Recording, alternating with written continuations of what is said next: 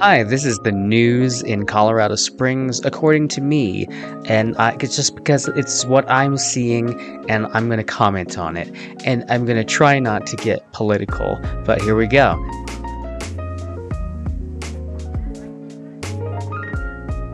So if you live in Colorado Springs, then you know, and if you don't, maybe you don't. But Colorado Springs has a new mayor now. He has been sworn in, Yemi Mobolade. He won by, I think it was 58% to 42%. Yep. So amazing. So it just well, do you call that a landslide? But I mean, obvious win to be our next mayor. So this is exciting. I mean, the people have been very polarized, and my initial thoughts on it were you had Wayne Williams, and nonpartisan didn't even come into it for me because that wasn't really the point of anything with the candidates. They hadn't really brought that up. It was just the focus was on the city's needs and the most important needs being affordable housing and crime and water, conservation, homelessness, things like that. Those were the issues that got addressed.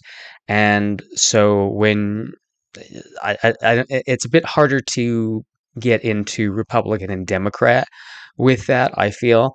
But towards the end, when it was just Yemi and Wayne, was when it got to be a bit more, Wayne showed his cards a bit more, I guess, in his attacks on Yemi, saying, Yemi is a socialist or a liberal or a Democrat, and throwing around these terms a bit loosely, I felt. But hearing something about Yemi saying something about equitable outcomes, I suppose you could derive something, some opinion from that. And then I felt that, and well, according to Yemi, he is an independent, and then conservatively or fiscally conservative. Uh, I'm not sure what that means quite yet, but we'll see.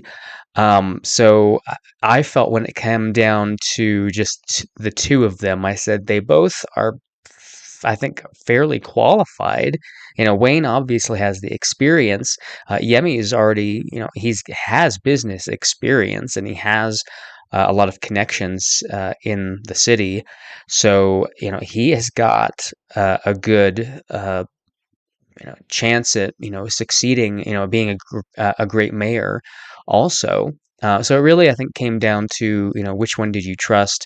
If you were worried about, well, they're being paid by or bought by developers. Well, yeah, they all were. Well, the big ones, Yemi, Wayne, and Sally, they were all getting some amount of funding from home developers or real estate companies or things like that. So when it came down to Yemi and Wayne, well, both of them are. So what do you want to do beyond that? It's just maybe whose personality do you like more? Who do you think has a better vision for the city? This one you know about, I'm sure you've heard about, but it's back in my face again, and it's here in Colorado. Amazon delivery drivers in Colorado peed in bottles, pooped in bags, keep jobs, lawsuit says. So the reason I bring this up, not just because it's in Colorado, but because what I started doing, because I felt bad for delivery drivers, we just started putting out. It's a little like a snack pack. So when people go and bring deliveries, we've got water bottles, we've got chips, nut options. Pens. I have some pens because I'm a real estate agent. So I was like, here's some pens. Here's a pad of paper and some pens if you want. And people have taken them. They seem to enjoy them. But just something to help people. And then there's a water bottle too. Wink, wink. Because I'm just like, where are you gonna pee? I mean, this is ridiculously stupid. Here's some more affordable housing coming to Colorado Springs. We've got 40 million in bond money coming to Colorado Springs, the city, and that's going to pay for 200 new affordable rental units. So not to buy, but to rent. So there's going to be that money is just going to get allocated toward different developers who are, from what I'm understanding in this article, they are creating a housing complex or an apartment complex. They're renting out a majority of these at about market price, and then there's a few of them that are low income rated, I guess. So they're renting them out much lower, and so these companies are getting compensated by the city in order to do that, and the city's paying for that through this 40 million in private activity bonds. So this is an example of one way that Colorado Springs is trying to bring more affordable housing into the city, whether that be through purchasing it or renting it, just any and every way that they can to get more affordable housing to the city. We are doing. Dun dun dun dun dun dun dun dun. Everyone's so afraid of these Miller moths. I don't know what the problem is. Like, I get it. Like, I've seen people like that, like, hey, I've got allergies to the dust that they bring, or, my cats are freaking out over them, or I just don't like them. I'm like, do you like butterflies? They're like, no. I'm like, oh, well, okay, that's fine. They fly in my face. I'm like, that's okay. That's valid point, I guess. But they're acting like there's like 50 of these things in their house, and there's like one or two, and that's really, they just open up a pantry and whoa, and it flies out. Like, that's the extent of the damage here. So this is cool because you can see like the invasion, horde, the mass here as they just are moving into, and it's because we have like so much uh, moisture here with the rain recently that we've been getting more flowers down here. So the moths are kind of distracted, so to speak. So they've been hanging out here a bit more. It's fine by me. Nighttime butterflies. I love them. Thanks. Well, fulfilling a huge need for homeless families in our area, the R.J. Montgomery Center in downtown Colorado Springs has reopened, now with a new name, the Family Hope Center. News 5's Maggie Okay. Bryan takes us inside this renovated space and shows us how it's helping the most vulnerable. The new Hope Center can now hold double the number of families with the new renovation. This room here is one of 31 new private rooms where fathers can now stay with their children instead of being separated across the shelter. That's nice. We got we got a new homeless shelter, upgraded or updated, bigger homeless shelter. So if you're homeless in Colorado Springs, there are places to Try to go, get back to that point where it's like as long as it's normal. not full. There with Two bills today, both concerning property tax here in Colorado. That's right. It's a hot topic as many Coloradans are still getting over the sticker shock from last month when their property tax bill came in. KRDO News Channel 13's Riley Carroll is here to explain one of the bills that some say contains misleading language and goes against Colorado's Constitution. Yeah, Josh and Brandon, because very they're interesting. That bill was using signed into law Tabor. just a few moments ago. They're Senate Bill gonna 303 is take the your Reduced refunds Property away with Taxes and Tabor. Voter-Approved Revenue Change Act. It aims to reduce Coloradans' property taxes, but some think Governor Polis is hoping to move their money around rather than actually saving them any money. Governor Yeah, Jared Polis that's says Senate pretty Bill much what 303 this is is. all about creating a Is solution yeah, for sorry those that your shocking property homeowner taxes appraisals shot we were up. hit with So earlier this if you year. want that Under to this go proposal, away and be Colorado voters will see lessened, their we're going to average use property any of tax your increase Tabor go money from over refund that you would have $1,000 gotten, to just over $400. However, some opponents say which the difference that is not Coloradans will I'm not save in necessarily property opposed taxes will to. be I paid just in that Tabor let's just refunds call it what it or is. lack thereof. The legislature and governor came up with an idea to basically slightly lower the increase of property taxes, but would ask you to start giving up more and more of your Tabor refund. And Yep. eventually, your Tabor refund would totally go away. Michael Fields is the president of Advance So, Colorado. He says you the want to vote bill for has that? serious legal violations too. Colorado's constitution does not allow for bills to deal with more than one subject. Fields says this bill violates that, dealing with both property taxes and Tabor refunds. We think that it violates single subject, that we should I be guess asking so. about property tax relief, and in a separate measure talking about Tabor money going to education or local governments. The ballot language is very misleading. It doesn't have any numbers in it. It doesn't talk about how this is coming from Tabor refunds. Now, again, although Governor Polis signed the bill earlier today, a proposition will be on the ballot in November where Ah, you get voters to will vote on actually this. decide if their All right. Tabor funds Well, will go towards you get reducing to these property decide. taxes, You get to effectively vote. deciding whether or not this law actually has any effect on Coloradans. In studio, Riley Carroll, All right. Do KRDO what we News do Channel best. Go 13. vote.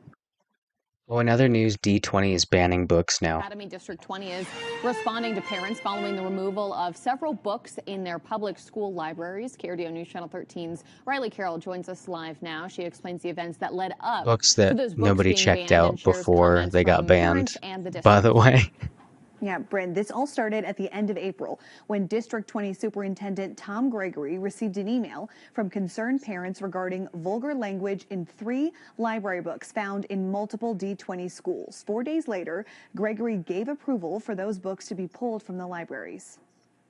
I'm writing to let you know that this email authorizes you to remove the books identified in the letter you Okay, received you watch earlier this if this you week want, but we want to prior get to what to remove books certain books from their exactly. libraries. The issue started on April 27th when Gregory received this complaint email from parents. It are books that are in front of children that the parents really, at a minimum, have the right to know that their children have access to that book. Darcy Shaning is the co-chair of Moms for Liberty El Paso County. I've They're heard of advocating them. for what they say are parents' rights to raise their kids without them being exposed to I've heard of the Moms for Liberty being like a conservative far-right group.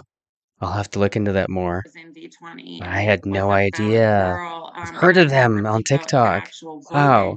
verbiage, but the girl was talking about her father raping her and just the utter like sexual descriptions. I mean, they were just so brutal. Some schools removed Well, some I of the mean, books in yeah, if you're describing that situation, yeah, I suppose it would be.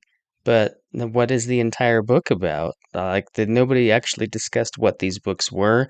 Was anybody reading them? It's not like they were being promoted, were they? Oh, are these the? Oh, I just skipped it. for 3 books to be removed from the district. Felix Ever After, Almost Perfect, and Rethinking Normal. Okay, go read those books now. That'll if they're banned for a reason, right? They're not promoting Hitler, are they? Okay, then there's probably a reason that somebody doesn't want them in there. Nefarious intent, I call this. Back to you people who hate Miller moths. Moth is currently migrating from the eastern plains to the mountains. It's a 3-week Oh journey, no! and Look right at look now at we're smack it's gonna dab get in the me. middle of that trek.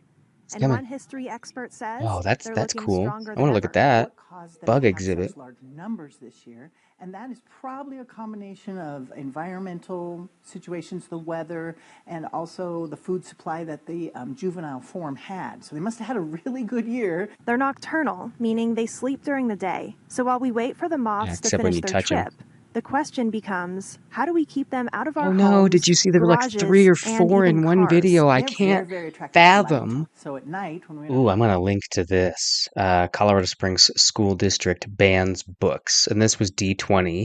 And the books that this article says that were banned were Push by Sapphire, which was the basis of the 2009 Academy Award-winning film Precious. I never saw it, but I do recognize that name. Identical by Ellen Hopkins and Lucky by Rachel Vale. So I'll link to this so you can read more about what the situation is with that and if it's warranted or not. And the worst possible news is that Colorado Springs is no longer the #1 place to live. It's no longer the #3 place to live. It's now the #9th best place to live in the United States. How awful. Yeah, Colorado Springs slips in the U.S. News and World Report's annual ranking of best places to live. Yep, #9 in among the nation's 150 largest metro areas as measured by population. So we're still great. We're still amazing. All the things that you know and love about Colorado Springs still applies. People still want to live here and they still want to move here. That hasn't changed. And so, regardless of whatever black swan events may be coming in the near future, Colorado Springs housing market is fairly preserved. And another good one, D11 teachers are now being paid a bit more, at least first year teachers, going from 41K a year to 50K a year. So, I mean, that's something. You know, it's not an amazing amount of money, but it's better than it was. And apparently, this bump up in pay makes D11 a lot more competitive in the city, from going from near the bottom to near the top as far as financial competitiveness. But as far if you're a teacher, I mean, what do you think you should make? You think you should make 50K starting out? Colorado Springs Airport says this wall here will be torn down to double the size of the TSA checkpoint lines here. They say Nice. it's all happening to accommodate the continued growth they're seeing here. The Colorado Springs Airport, chosen by these passengers for its efficiency. The lines are short, Convenient. Yeah, it's easy. It's great. It's in our city. It's going to be our own DIA. So it'll just take a little bit of time to get there, but we are definitely getting there. This one just cracked me up. The El Paso County is suing the state of Colorado for allowing county employees to join unions. And this is the El Paso County Commissioners, I believe, who initially put this lawsuit together.